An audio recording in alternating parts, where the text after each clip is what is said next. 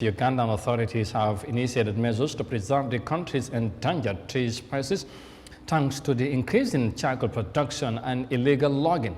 Now, the East African nation has reportedly lost over 40% of its forest cover in more than a century.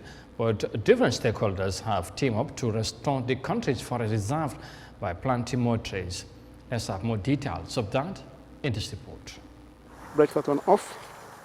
Godfrey Wellingara is a man on a mission to retrieve Uganda. Imagine the trees we are cutting for charcoal now.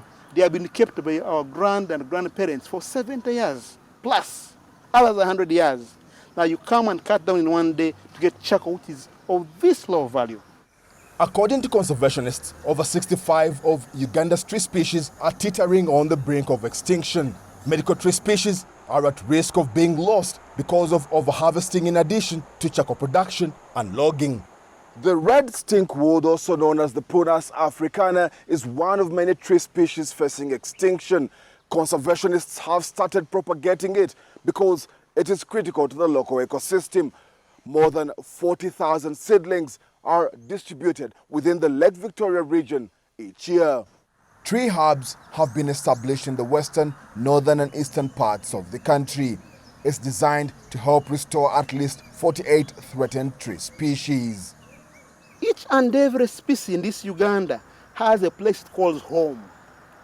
And it thrives best when it's in that environment. And there's no better place to raise a young seedling other than it's a place it calls home.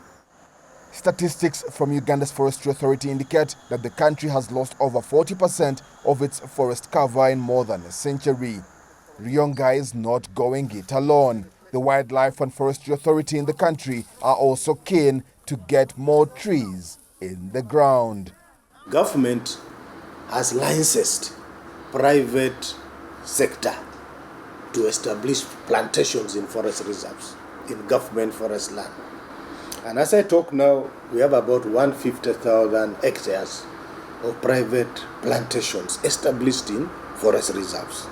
So this is one strategy to increase the forest cover. Seedlings propagated here are given out free to communities. The plan is to help recover a significant percentage of forest across the country in 10 years. The project is second year, but results were in fourth year. That means we have achieved 2 years ahead of what was supposed to achieve. So the prospects are good. And with the vast scale of land available, the target is to green Uganda's regions, parks and forest reserves, one tree at a time.